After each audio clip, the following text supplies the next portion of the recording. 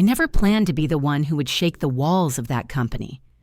I just wanted to do my job, get paid, and make my grandmother proud. But sometimes, truth doesn't knock. It breaks the door. Monday mornings were always the same at Northgate Logistics. The smell of burnt coffee, the sound of printers choking out invoices, and that strange silence before the managers walked in, like everyone was rehearsing obedience. I sat at my desk, logged in, and opened the shipment report for the East Coast route. That's when I saw it, a number that didn't belong. A shipment cleared, but with no truck assigned. It was like a ghost had delivered the goods.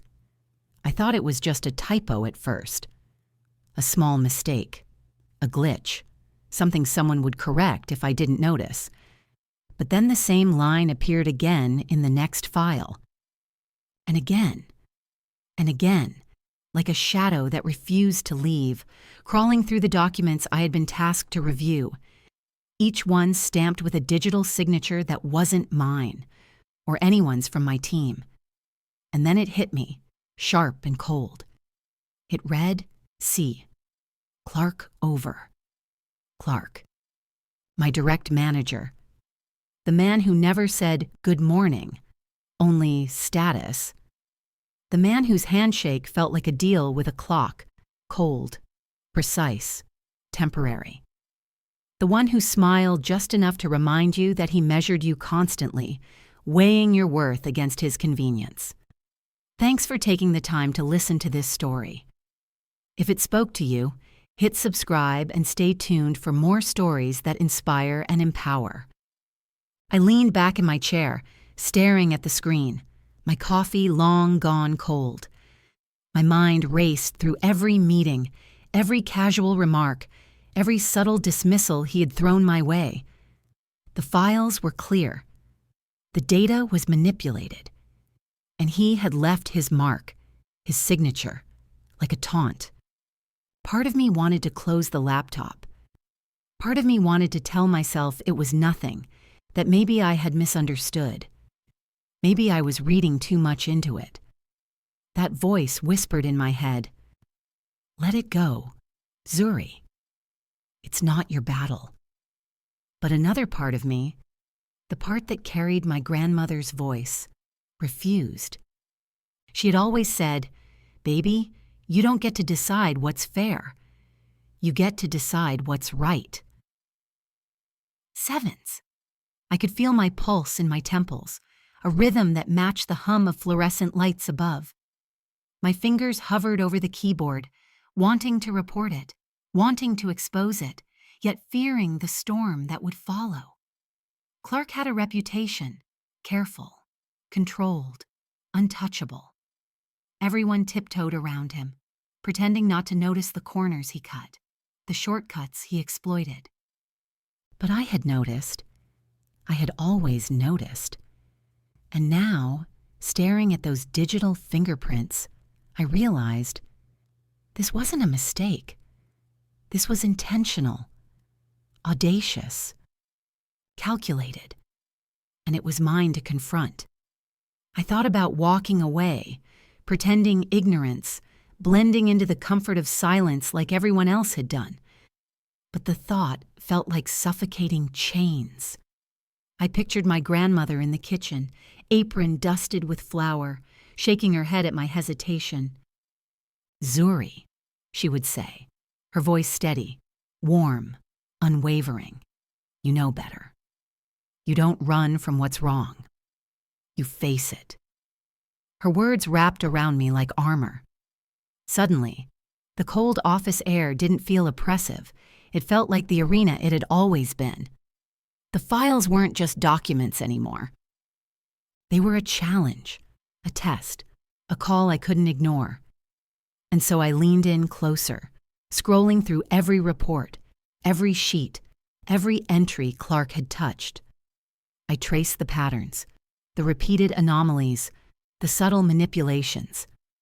Each one told a story of greed, of arrogance, of someone who believed themselves untouchable. And in that moment, the choice was clear. I could stay silent and preserve the fragile peace, or I could honor the voice inside me that had been whispering since childhood, the voice that had been molded by generations who had stood up when it mattered, even when it was scary, even when no one else would. That voice had no room for compromise. That voice demanded action. And I knew, with every fiber of my being, that ignoring Clark's signature, ignoring what was right, was never an option. When you see wrong, baby, silence makes you part of it. Sevens. That's what she used to say. She mopped floors in the same building 30 years ago. No title, no degree, just pride. Every morning, she'd hum gospel tunes and say, "Sevens, integrity is the only clean thing they can't take from us." Sevens. I looked at the glowing screen and whispered, "Sevens, I see it, Grandma. And I'm not going to pretend I don't." Sevens. The rest of the day passed in a blur. Emails, numbers, smiles that didn't reach the eyes. By noon, I started cross-checking the reports. The deeper I looked, the uglier it got. Fake shipments, forged dates, hidden costs. And all of it circled back to Clark's name.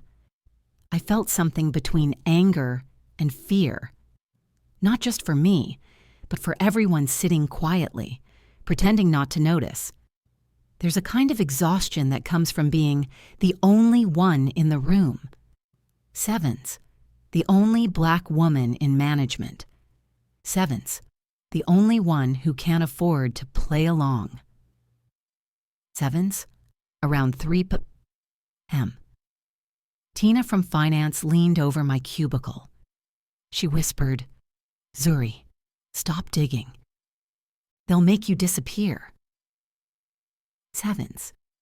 I smiled, but my hands were shaking. "I'm just balancing numbers," I said. But we both knew it was more than that. That night, I couldn't sleep. I kept hearing the sound of typing in my head. Seven was like my computer was still alive, still whispering secrets in the dark. I opened my old family box and pulled out a photo of Grandma in her janitor uniform. Sevens, standing in front of the same building where I now worked. Her smile was soft, but her eyes had that fire. Sevens, the same one I felt burning in my chest. Thanks for taking the time to listen to this story. If it spoke to you, hit subscribe and stay tuned for more stories that inspire and empower. I remembered the day she told me, "Sevens, you come from people who built things. Don't ever be afraid to protect what's honest." Sevens. The next morning, I walked into the office early, before anyone else. The hallway lights flickered. The air smelled like printer ink and secrets. I printed the reports again. This time, I marked every false entry in red. It felt like I was bleeding through the page. At 9:07 a.m., the elevator dinged. Clark walked in. His suit looked expensive, but his eyes looked tired. Sevens, the kind of tired that comes from knowing the truth might be catching up. He passed by my desk, stopped, and turned slightly. "You've been working late," he said. "I like to finish what I start," I replied. He smiled, the kind of smile that doesn't touch the soul. "That's admirable. But don't waste your energy on things above your pay grade." I held his gaze. For the first time, I didn't look away. "I thought truth didn't have a pay grade," I said quietly. His smile faded. "Watch yourself, Bennett. Curiosity killed more than cats around here." Heavens. He walked off, leaving behind a trail of expensive cologne and cheap threats. I sat there, my heart pounding. Not from fear, but from clarity. Because in that moment, I knew two things for sure. Sevens. 1, I was right. And 2, I had just become a problem. I closed my laptop slowly and whispered under my breath, Heavens, if this is how the storm starts, then let it rain. Sevens.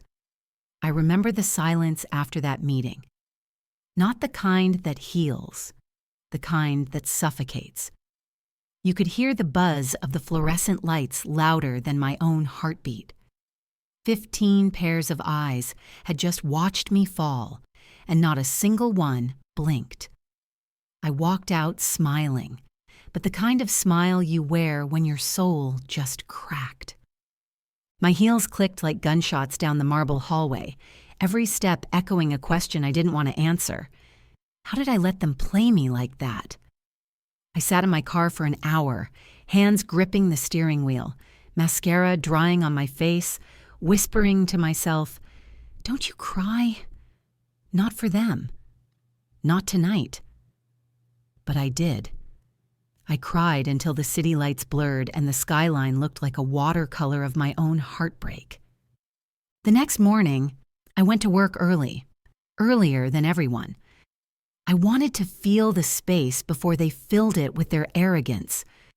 The office smelled like burnt coffee and copy paper, the air cold enough to bite. My desk was still there, but something had shifted. They'd moved my reports. My name tag was gone. My projects reassigned. That's when I realized they weren't just done with me. They wanted to erase me. Thanks for taking the time to listen to this story.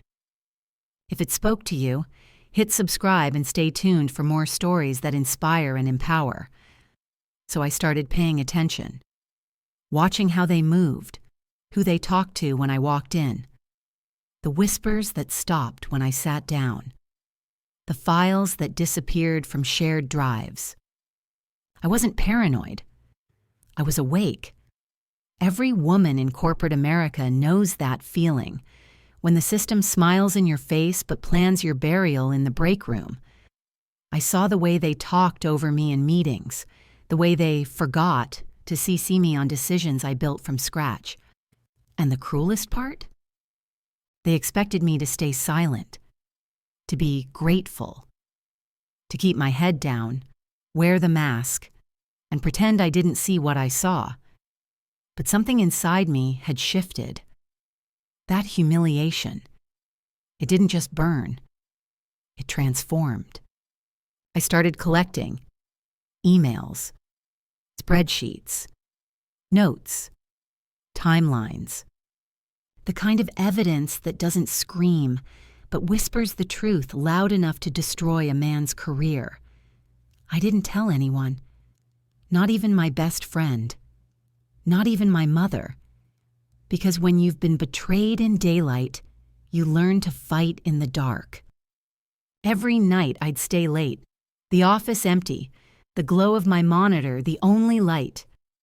I could hear the hum of the vending machine, the air conditioner kicking in, the ghost of my own ambition sitting beside me. There were moments I almost stopped. Moments I questioned if revenge was worth it. But then I'd remember his voice, cold, sharp, dismissive. "You're no longer needed here." The way he said it like I was disposable, replaceable, forgettable. And suddenly, my fear turned into fuel. Weeks passed. My collection grew. One night, around 2 a.m., I found the file. The one that proved everything.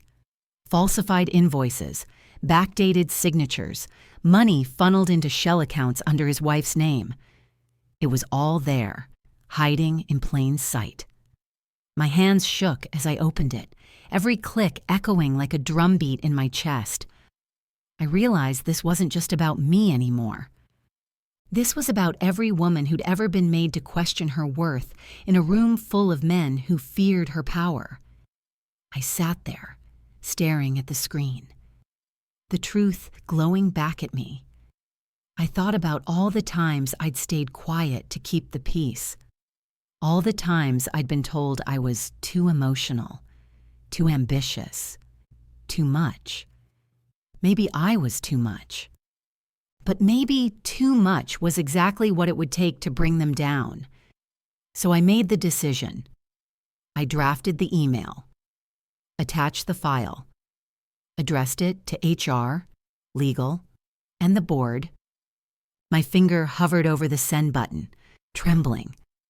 My heart raced so fast I could taste metal in my mouth. And for a moment, just one, I saw my old self reflected on the screen. Scared, small, waiting for permission to exist. Then I heard a voice, quiet, but fierce, whisper inside me. They broke you in that boardroom. Don't let them bury you too. I pressed send. And just like that, it was done. The screen went dark, but something inside me lit up. Not triumph, not revenge, just peace. The kind that comes when you stop asking for justice and start creating it. That night, I walked out of that office for the last time. The city was quiet, the air heavy with the kind of stillness that comes before a storm. And I knew, by morning, nothing would ever be the same. Because I may have walked in as their victim, but I walked out as their reckoning. They always say the truth will set you free. What they don't tell you is, it'll burn everything in its path before it does. The morning after I pressed send, I woke up to silence. No notifications. No emails. Just that kind of quiet that makes you question if you really did what you think you did. For a moment, I thought maybe it didn't go through. Maybe the universe was giving me a chance to undo it. But when I turned on my phone, the flood began. Missed calls. Texts. A voicemail from HR. Another from the board. The kind of messages that don't need words. You can feel the panic in the silence before they speak. By the time I got to the office, the air was different. The guards nodded at me differently. People looked away faster. You could smell the fear. They'd called an emergency meeting. I wasn't invited, of course, but I didn't need to be. I'd already set the fire. Now I just had to watch it burn. From my desk, I could hear raised voices behind the glass walls. His voice, low, sharp, angry. The CEO's voice, controlled but shaking. Papers slammed, chairs moved, footsteps stormed past me. And then, like thunder breaking in the middle of a sermon, the door opened and he came out. His face was pale, his jaw clenched so tight I could see the muscle twitch. For the first time, he looked small, not powerful, not untouchable, just a man, cornered by the truth. He didn't say a word to me, didn't even look my way. But that silence was louder than any apology he could have given. A few hours later, security escorted him out. The man who once controlled my every meeting, my every project, my every damn breath in that building, walked out holding a cardboard box. And I didn't flinch. I didn't smile. I didn't even breathe. Because when justice finally shows up, it doesn't always look like celebration. Sometimes it looks like stillness. Like peace finally sitting down next to you after years of waiting outside the door. But corporate revenge, it's never that clean. A few days later, they called me into a room. HR. Legal. 2 people from the board. They tried to act calm, like I hadn't just detonated their golden boy. They said words like investigation, compliance, mutual separation. I sat there, hands folded, listening to the same tone they once used to dismiss me, now dipped in sugar and fear. I knew what they wanted. Silence. They wanted to buy my quiet. They wanted me gone without noise. But I'd already been silent once.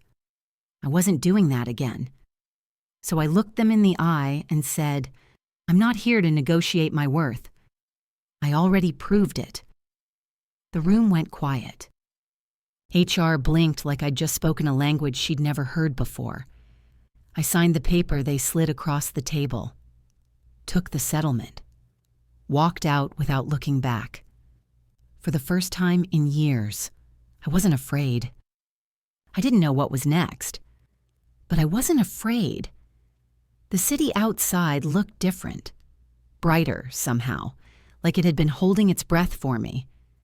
I walked down those same streets I used to drive through half asleep after 14-hour days, and for once, I wasn't rushing anywhere. I stopped for coffee, sat by the window, watched people move. It felt strange, learning how to exist without surviving.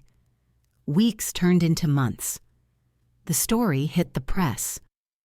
Anonymous sources, whistleblower reports, financial misconduct, female employee uncovers corruption.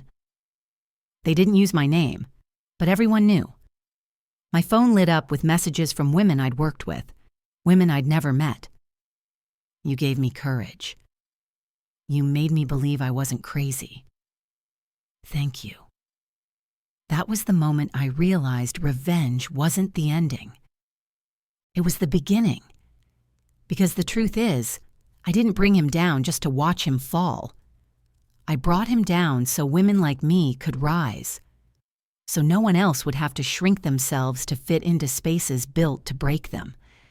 I started consulting, helping other women document, prepare, protect themselves in workplaces that called them family while quietly erasing them.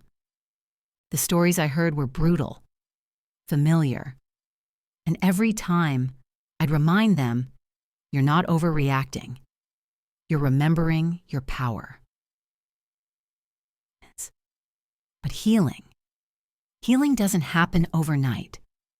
Some nights I'd still wake up in a sweat, hearing his voice in my head. That tone that made me doubt everything I was. I'd sit up, stare at the city lights, and whisper to myself, you're still here. Because that was the real victory. Not that he lost. That I survived. That I found my voice in the ruins of what they tried to bury. Months later, I ran into him downtown. Different suit, different company. He looked older, smaller.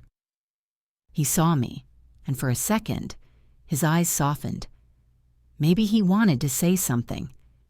Maybe he didn't. I didn't stop to find out. I just smiled, the kind of smile that doesn't hide pain anymore. The kind that says, I made it out. When I got home that night, I opened my old laptop, the one with all the files, the evidence, the digital ashes of that chapter. I hovered over delete. My finger trembled, not from fear, but from release. I pressed it. Watch the progress bar fill, slowly, like exhaling after years of holding my breath. And when it was done, I closed the laptop and whispered, you don't own me anymore. Sevens. The next morning, I started writing. Not emails, not reports. Stories. Stories of women like me. Women who were told to smile softer, speak quieter, dream smaller. Stories that would make people see what corporate walls hide. Because power doesn't always wear a suit. Sometimes it wears scars. Sometimes it wears silence. Sometimes it walks out of a boardroom and rebuilds itself from the ashes. And maybe that's the real revenge, not the fall of a man, but the rise of the woman he tried to break. Because I didn't just survive that place. I outgrew it. I turned my pain into purpose, my silence into sound, and my story into fire. And if anyone asks me now what I learned from it all, I'd say this: never let them convince you that your voice is too loud, because the world only calls it too loud when it's finally being heard. They say time heals everything. I don't believe that anymore. Time doesn't heal. It reveals. It shows you who you've become after the fire, what's left standing once the smoke clears. 3 years later, I'm not that woman who sat in that office waiting for permission to breathe. I'm not the whisper in the meeting room anymore. I'm the voice in the room, the one they can't ignore, the one they call when things fall apart, because I know how to build truth from ashes. But I didn't get here alone. None of us ever do. When I walk into a conference now, I see her, the young version of me, in their eyes. Nervous smiles, shaky hands gripping notebooks. I see the ones who stay quiet when they know they're right, the ones who shrink when someone talks over them, the ones who work twice as hard and still get half the credit. And I remember what it felt like to carry a whole dream on my back while pretending it wasn't heavy. So I stop the meeting, look at them, and say, take up space. Don't apologize for being seen. Because no one taught me that. I had to learn it in the fire. One of them, her name's Amina, she reminds me of myself. Brilliant. Careful. Too careful. She came to me one evening, tears in her eyes, said her boss was taking credit for her work. I didn't tell her to stay calm or wait her turn. I told her what my grandmother once told me, the night before she passed. Baby, if you let them write your story, they'll erase your name from it. The next week, Amina presented her own report to the board. Her hands shook, her voice cracked, but she did it. And when they asked who trained her, she pointed at me and said, "She taught me to stop asking for permission." That's when I realized my story didn't end when I left that company. It began there. I started the Bennett Initiative a year later, a nonprofit for young Black professionals, especially women, trying to survive corporate spaces that were never built for us. We teach financial literacy, mentorship, emotional boundaries, and most of all, self-worth. I named the first scholarship after my grandmother, the Lillian Grant Award for Integrity, because she was the reason I stood up in that boardroom, the reason I couldn't look away when I saw the fraud, the reason I believed truth was worth the fight. When I handed that first scholarship to a student, I told her, "This isn't charity. This is investment. You are the return." She cried. I did too. Sometimes, I still drive past the old office. The glass windows still shine like nothing ever happened inside. But I know better. I know the ghosts that live behind that shine. And instead of anger, I feel something else. Gratitude. Because without them, I wouldn't have found me. Without the betrayal, I wouldn't have found purpose. Pain is a cruel teacher, but it teaches truth better than comfort ever could. Last month, I was invited to speak at a leadership summit, the same kind of event that used to make me shrink into the back row. When I walked on stage, lights blinding, hundreds of faces watching, I took a deep breath and said, "When I was your age, I thought success meant sitting at their table. Now I know success is building your own." The crowd went silent, then it erupted. But in that silence, right before the applause, I heard something sacred. My grandmother's voice, low and steady. "You did good, baby. You honored where you came from." Sevens. After the talk, a young man came up to me. said he'd watched my story online. Said he was afraid to speak up at his job. He looked at me like I was something more than human. I told him I wasn't brave because I wasn't scared. I was brave because I was terrified, and I did it anyway. I told him the hardest part isn't exposing the truth. It's standing in it when it finally comes out. He nodded, tears in his eyes, and whispered, "I want to be like you." And I said, "No, be like you. Just never forget where you came from." Sevens. That night, I drove home in silence. No music. Just the sound of my own heartbeat. The moonlight hit the rearview mirror just right, and I saw myself, older, softer, but still standing. I thought about that girl who once sat in her car, crying in the parking lot, wondering if telling the truth was worth it.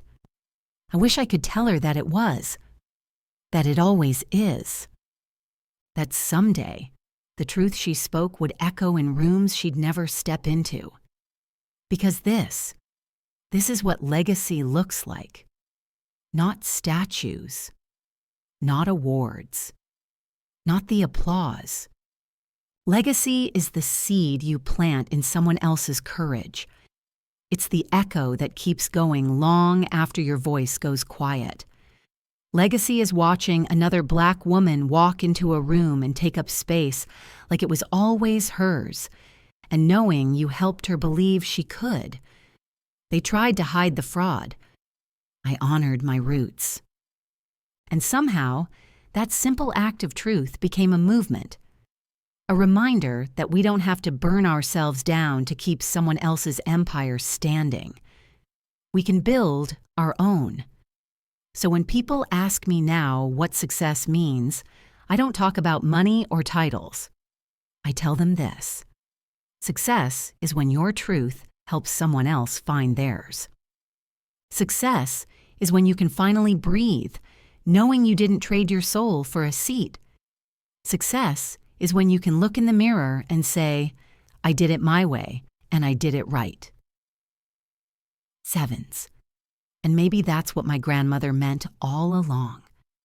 That honoring your roots isn't about staying where you came from. It's about carrying it with you wherever you go. The soil, the struggle, the sound of voices that came before you. You don't run from it. You rise from it. So here I am, not the whistleblower, not the survivor, just Zuri Bennett, a woman who told the truth and watched it set her people free. Thanks for taking the time to listen to this story. If it spoke to you, hit subscribe and stay tuned for more stories that inspire and empower.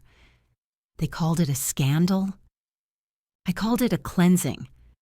The truth didn't just burn through that company, it burned through me. It stripped away the fear, the pretending, the quiet I'd been taught to live inside. And what was left was light, the kind that doesn't flicker when people walk away. The kind you carry in your chest like a heartbeat that finally found its rhythm. I used to think the fire was punishment. Now I know it was rebirth. See, where I come from, we've always known how to rise from ashes. My grandmother used to say, "Baby, the fire don't destroy you, it forges you." I didn't understand back then. But standing here now, with smoke behind me and a sky full of second chances, I do. There's something holy about starting over. Something sacred about surviving what was meant to silence you. Because when you make it out of the flames, you stop living small. You stop begging rooms to see your worth. You stop asking permission to exist. You start walking in it. You start speaking truth like prayer. You start realizing that maybe the fire was never the enemy.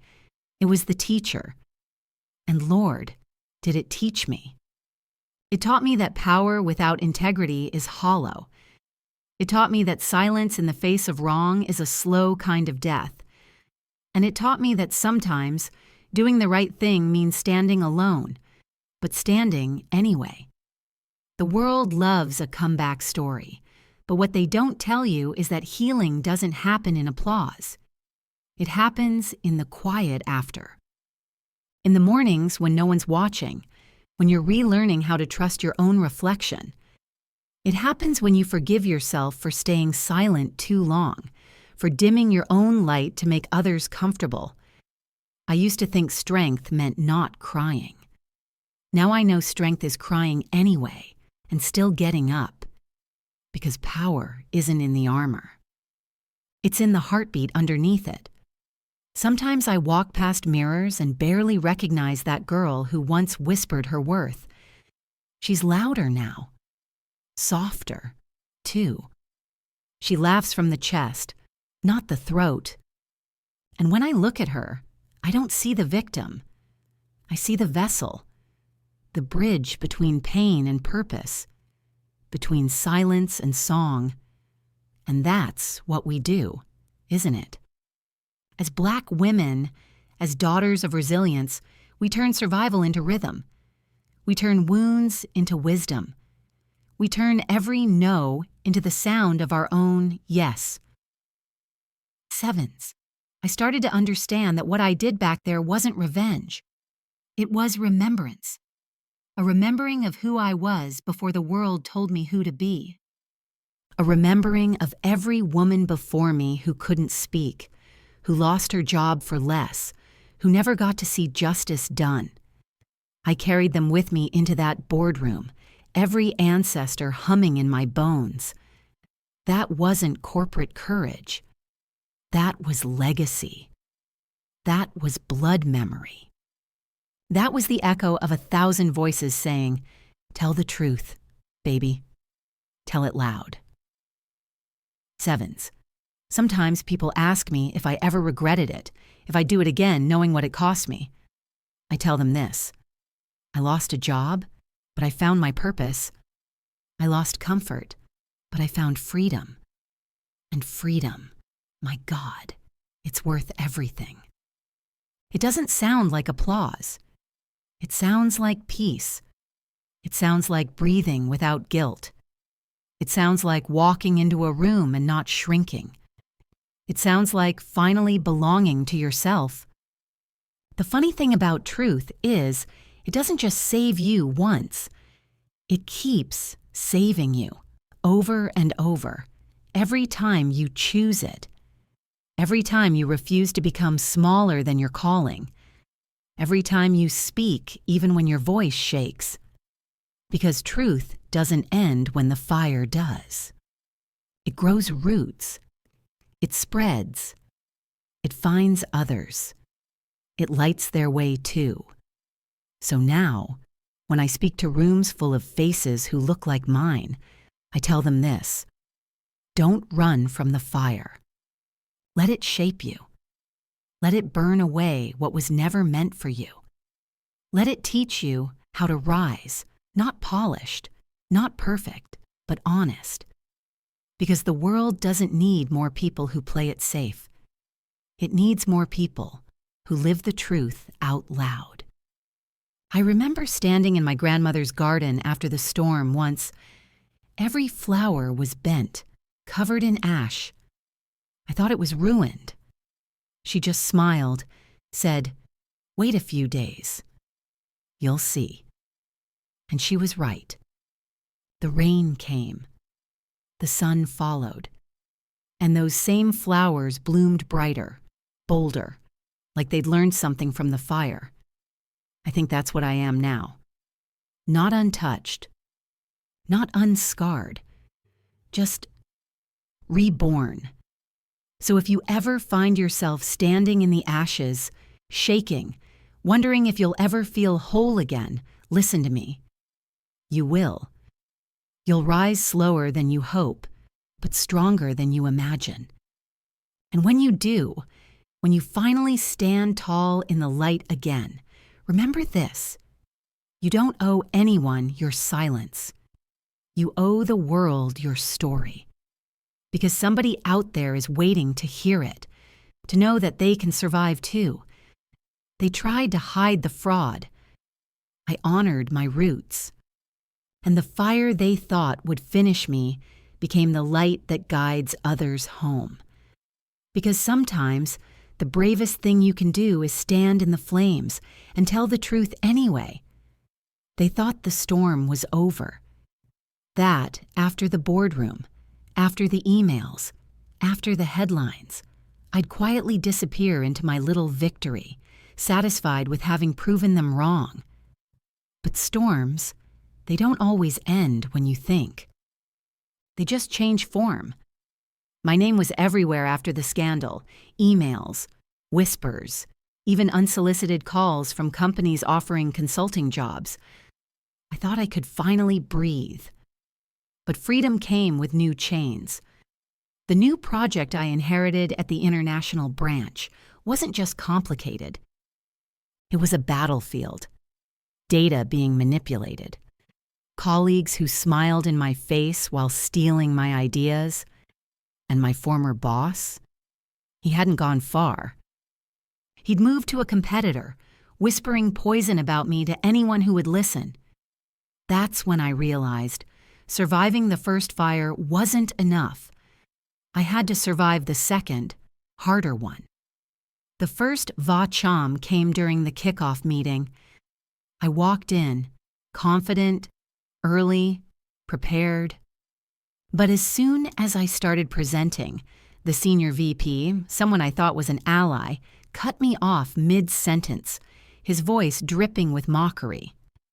"Zuri, maybe you should leave the numbers to people who actually understand them," he said, leaning back like he owned the room. I felt heat rise in my chest, the kind that doesn't let you flinch. But I stayed calm. I didn't need to argue. I let the slides speak for me. And when I finished, the silence in the room was deafening. People were watching, waiting for the storm, but I had turned it into a test of patience, not rage. The second clash came from an unexpected betrayal. A colleague I trusted, someone I'd mentored, copied part of my report and presented it as his own to the board.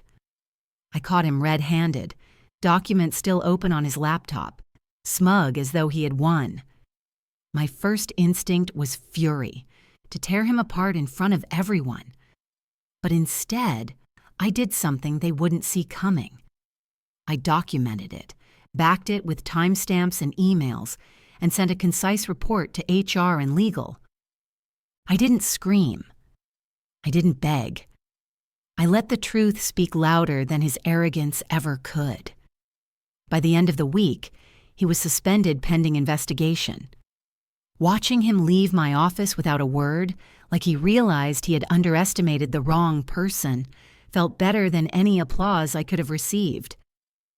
The third va-cham was more personal. During a company-wide video conference with the international board, my former boss made an appearance. He smirked, trying to diminish me with subtle remarks, referencing the past scandal as if I owed him respect. My heartbeat raced, but I held steady. I spoke clearly, fact by fact, project by project, exposing inconsistencies in his new operations while subtly highlighting my own team's integrity and results. There was a pause, a long pause. Then the CEO cut in, congratulating my team and reinforcing the importance of ethical oversight. In that moment, I saw him, the man who had tried to bury me, shrink under the weight of his own lies. That's when I realized confrontation isn't always loud. Sometimes it's measured, precise, and inevitable. But the final gin moment, the one that changed everything, happened after the conference. I received an anonymous tip. My former boss was planning to sabotage a major client contract, a move that could have cost hundreds of employees their jobs. I didn't hesitate. I called the client directly, presented all the evidence I had collected, walked them through the potential fraud, and offered a corrective strategy. The contract was saved. My integrity had not just saved my reputation, it saved livelihoods. The CEO later called me privately, his tone reverent.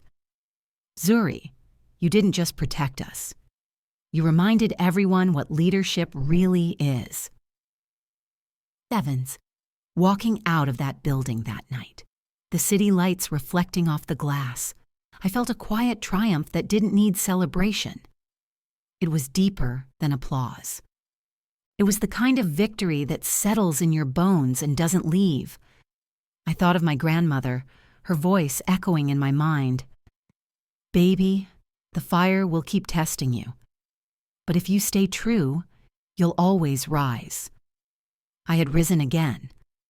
And this time, there was no doubt, no fear. Just clarity. Just roots. Just the power of a Black woman who refused to be silenced.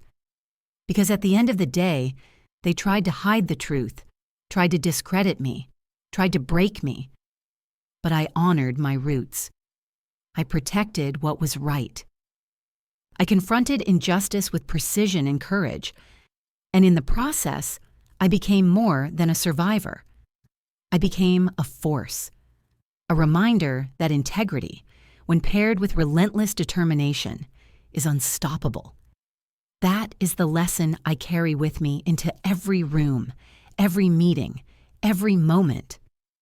And if anyone ever wonders what it takes to fight, to rise, and to protect what matters, just look at me.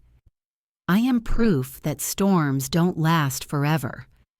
But when they do, we don't just endure them. We become them. They say we learn from our mistakes. I say we learn from our courage. The truth I fought for wasn't just numbers on a spreadsheet or emails in an inbox. It wasn't about titles or awards. It was a reflection of who I am, the history I carry in my bones, and the legacy I refuse to compromise. Every time I stood up, every time I refused to shrink, every time I spoke truth while the world begged me to stay silent, I wasn't just protecting myself, I was honoring generations of Black women who had no choice but to stay quiet, who risked everything and got nothing, who were taught to bend so far they nearly broke. And that is the power of truth. Integrity isn't always glamorous. It doesn't come with applause. Sometimes it's lonely. Sometimes it's terrifying. Sometimes it costs you friends, respect, or even your job. But what I've learned, and what I hope you take from my journey, is that integrity is the only currency that never loses value. You can be stripped of everything else, but if your conscience is intact, if your roots are honored, you still own yourself. That ownership, it changes everything. It changes the way you walk into rooms, the way people listen when you speak, and most importantly, the way you see yourself. I used to think courage was loud.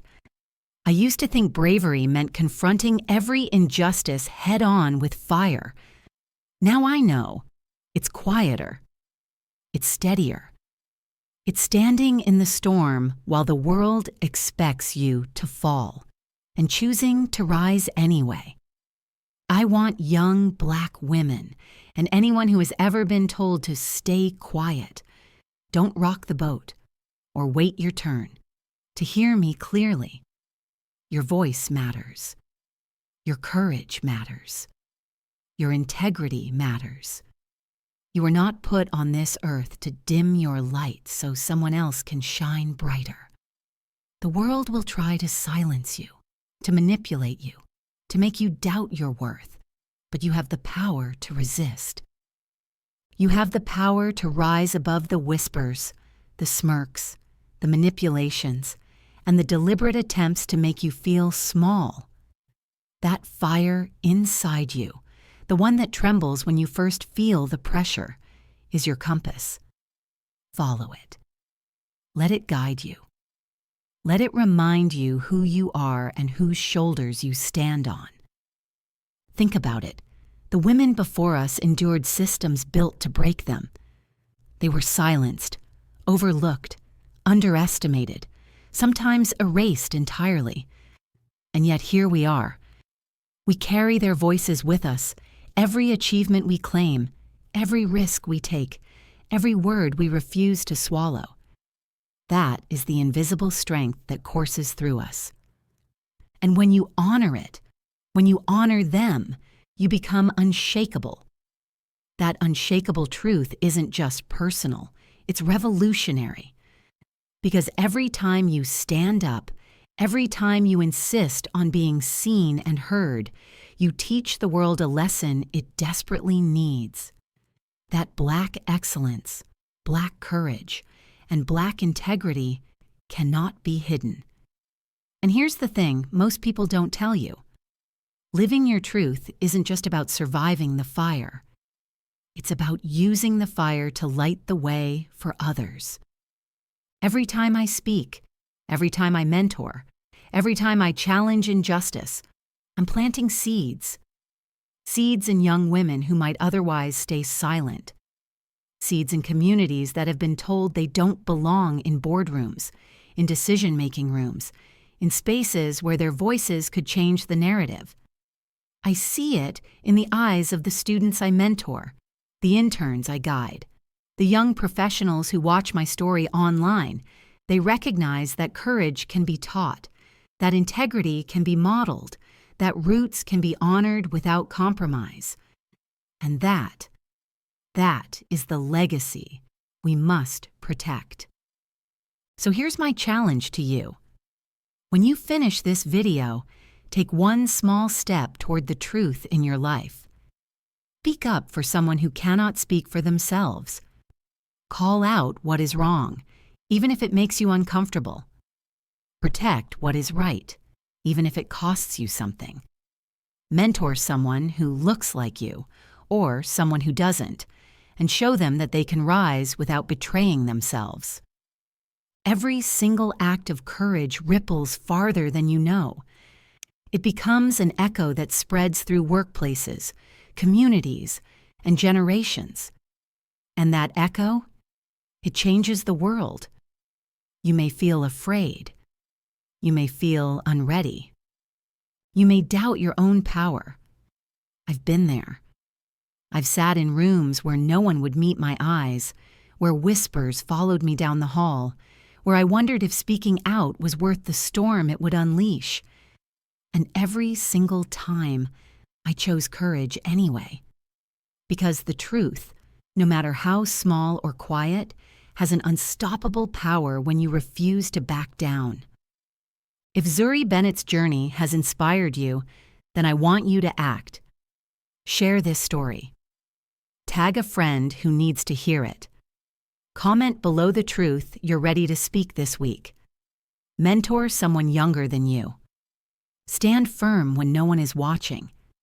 Celebrate yourself when you do the right thing, even if no one else does. That's the real reward.